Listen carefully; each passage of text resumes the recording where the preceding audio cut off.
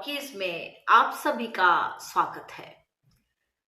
इधर कुछ मास से हमने बहुत सारे परिवर्तन महसूस किए होंगे और उन परिवर्तनों को हम देख रहे हैं, समझ रहे हैं कि कैसे हमारा जो सामाजिक परिवेश है वह परिवर्तित हो रहा है। तो अक्टूबर के महीने में भी एक विशेष परिवर्तन है, इसको समझना कि यह विशेष परिवर्तन क्या है। अक्टूबर के महीने में यानी कि 23 अक्टूबर 2022 को शनि देव महाराज मार्गी होकर के अपना काम करने वाले हैं। अभी तक यह वक्री थे, यानी कि शनि देव महाराज मकर राशि में होकर के वक्री थे और धनिष्ठा नक्षत्र के पद 1 को लेकर के चल रहे थे। और ये जो धनिष्ठा नक्षत्र है ये अपने आप में धर्म से संबंधित होता है, तो वह कहीं ना कहीं हमें अपने धर्म के मार्ग पर लाने के लिए वह वक्री हुए थे कि आप लोग इस मार्ग से भटक चुके हैं, कृपया मार्ग पर आएं और उस पर आगे बढ़े। तो ये जो शनि देव महाराज है, अब उन्होंने इस काम को काफी हद तक कर लिया है, यानी कि काफी कुछ धर्म को लेकर के, यानी धर्म का मतलब है कि सही रास्ते पर चलना, तो उस रास्ते को हम लोगों ने अपना लिया है और हम उस दिशा में धीरे धीरे आगे बढ़ने की कला को सीख रहे हैं और बढ़ रहे हैं।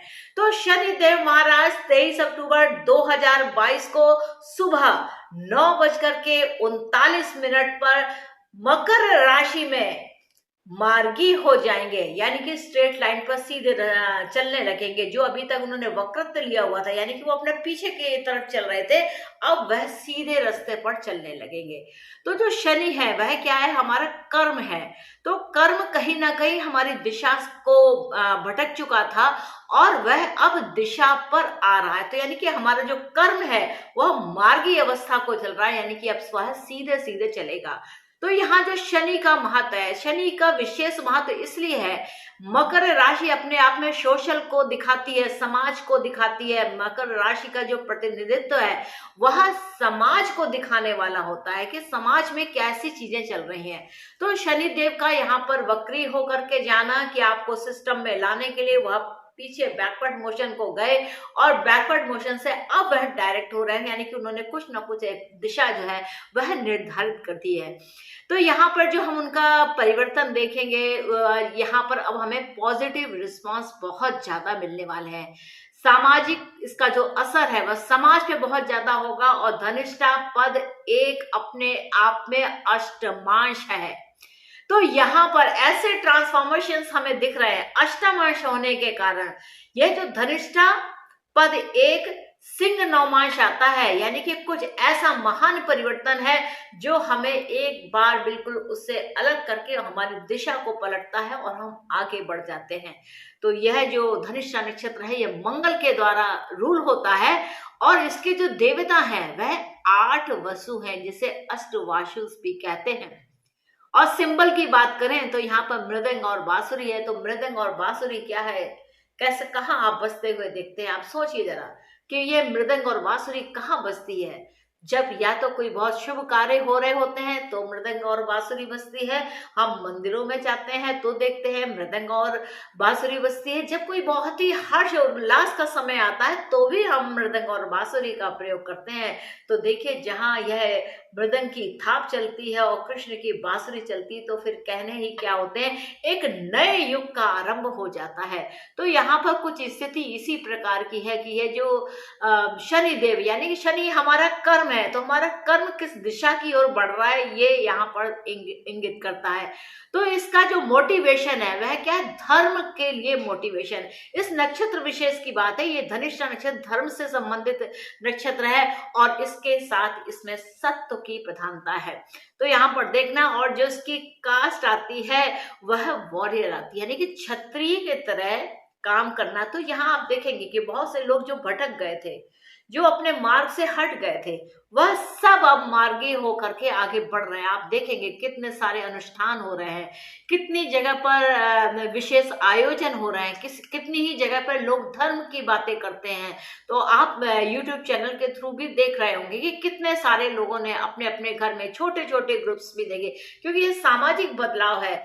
आप स्टोरीज देखिए, आप शॉर्ट्स देखिए, तो आपको बहुत सारे जो एक कलेक्टिव होकर के लोग काम कर रहे हैं। ये सबसे बड़ी बात है कि जो सामाजिक दायरा है वह परिवर्तित हो रहा है। तो यह सब अपना जो कर्म है, वह कर्म ने अपनी दिशा को बदला और हमको वह धर्म की ओर अग्रसर, यानी कि सही दिशा की ओर बढ़ने के लिए हमें प्रेरणा मिल रही है और हम उस प्रेरणा से आगे बढ़ रहे हैं। और इसकी जो अगर कहा जाए कि स्पेशली अगर इसको कहा जाए, इसमें सिल्वर कलर विशेष महत्वपूर्ण है। तो देखना कि लोग चांदी का प्रयोग करेंगे, चांदी के बर्तन का प्रयोग करेंगे, और इस समय जो सिल्वर धातु है यानी कि चांदी जो है वह भी अच्छा कुछ देने का काम करेगी। यानी कि जो लोग चांदी से संबंधित व्यापार करते हैं उनके लिए भी यह जो समय है बहुत ही लाभदायक होगा। इसके साथ जो जुड़ी हुई साउंड्स हैं, अब इस नाम अक्षर को समझना कि ये साउंड क्या है। तो नाम अक्षर इसके साथ जो जुड़ा हुआ है वह गा है, गी है, गू है और गे है।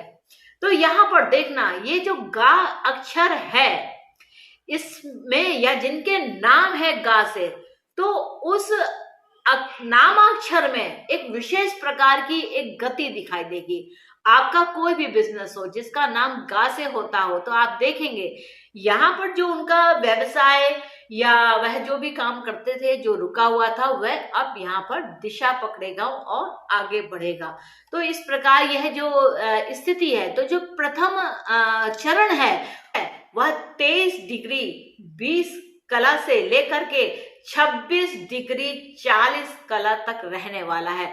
यानी कि अगर हमको डिग्रीज में कहे, DMS में कहा जाए, तो यहाँ पर 23 डिग्री और 20 मिनट छप से लेकर के 26 डिग्री और 40 मिनट तक जो है वह धनिष्ठा नक्षत्र का प्रथम पद होता है। तो यहाँ पर इस डिग्री तक, यानी कि कहा जाए तो ये 1-2 मास बहुत ज्यादा महत्वपूर्ण होने वाले हैं, एक नई दिशा को देने वाले हैं। तो इस चीज को समझते हुए, क्योंकि यह जो समय है अब ये पॉजिटिव ले लिया है, अब वक्रत्व तो खत्म, मकर राशि में जो भी कुछ होना था यह इसका लास्ट फेज है। तो ये एक बड़ा परिवर्तन करके यहाँ जाने वाले हैं, क्योंकि 23 जनवरी 2023 तक शनि देव महाराज पूर्ण रूप से कुंभ राशि में प्रवेश कर जाएंगे।